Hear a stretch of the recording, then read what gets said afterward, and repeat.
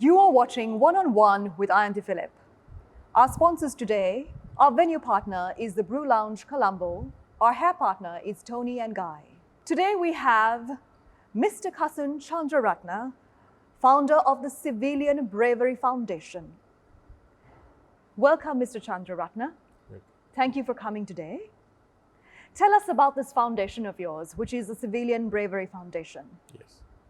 The Foundation for Civilian Bravery is dedicated to recognize civilian bravery. So that means one will ask, what is civilian bravery? So it is, as far as we are concerned, we define civilian bravery on three aspects, or rather it must include three elements. One, a person whose life at risk must be saved. Two, the rescuer must assume extraordinary risk to his life in the act of saving. Third, it must be voluntary or beyond the call of duty. That's a foundation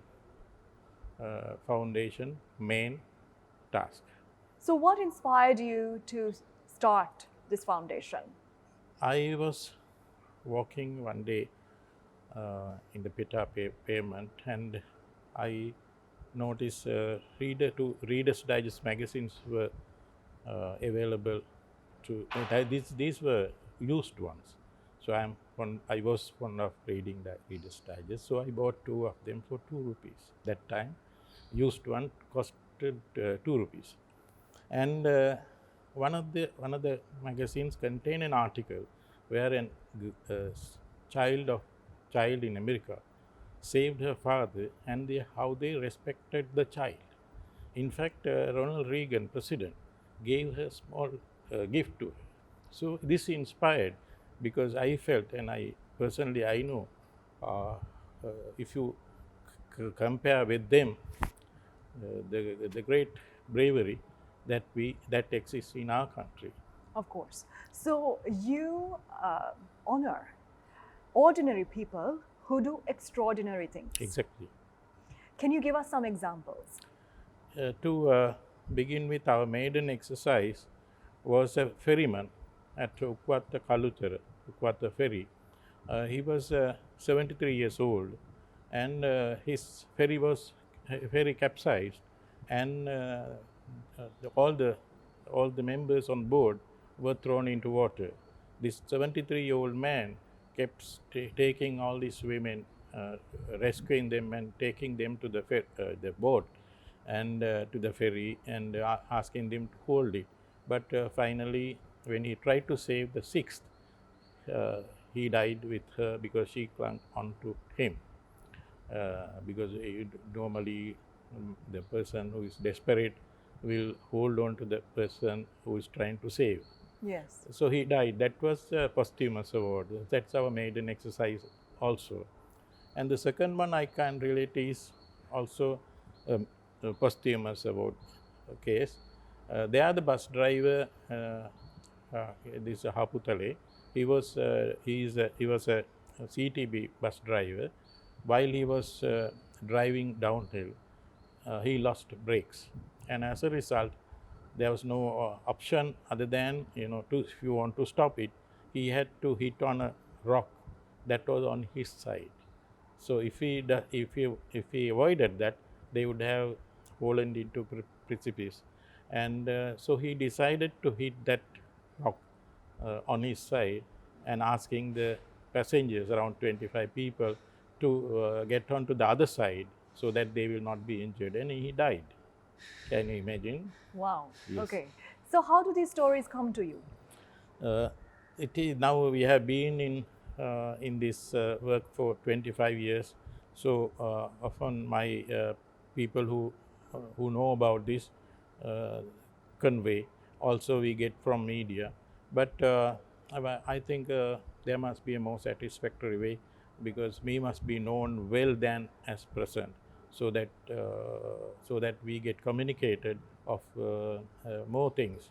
And also, since this is applicable to ordinary people, what I have experienced during this past 25 years, it doesn't get communicated to the target group, even though we every year we hold a ceremony, so it get publicized in national papers and the TV media, etc.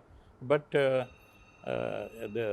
exact group, the ordinary people, now we are also ordinary people, but in fact here they are laborers, they are coconut pluckers, they are drivers. So Sure. I don't think we have been able to communicate to them successfully. So you haven't been able to communicate to the ordinary people, is it? Or you're all Successfully, I mean, it's not, there is some communication, but it has to be a major exercise because this is a national endeavor. So it has to be at a higher scale than this, if the support has to come in. So we are doing what we can do. So my theory is that it's better to light a candle than to curse the darkness. So we are doing, but all must get together and make this aspect known. We receive, and if we receive applications, then we evaluate them and we present the medal of civilian bravery, gold medal and silver medal. And the importance here is these are bravery medals. Generally, the bravery medals are presented to the members of the forces. Sure. Here it's a case of presenting this bravery medals to civilians. Of course. So what is your greatest milestone? Looking back, last year, our awardees, that is the last 25 years awardees who have saved lives of somebody, participated at the National Independence Day Parade. 30 of them participated with the armed services, and that's a great honor to the awardees, and I think great honor to the country as well, because it's a culture that they have been brought up, that is how they became heroes. And also I am impressed, and I must state that it is maybe the first occasion in the world that such a group of people saving somebody's life as heroes participate at the National Independence Day Parade. It does honor to the country. Absolutely. So what are the challenges you face at the moment? Yeah, one is now I started this as a trust of mine, right?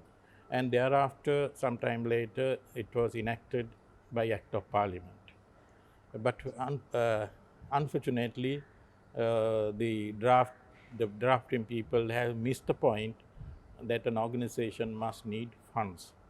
So there is no funds provided by the Act, no means stated how can we generate funds. So that's a major obstacle, but somehow we exist and proceed, but there's a greater need of a good office and amount of funds.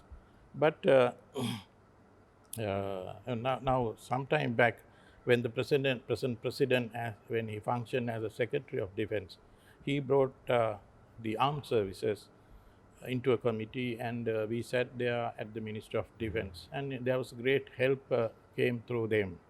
I think that sort of arrangement might help until we become self-sufficient, or till such time that we are able to manage ourselves effectively.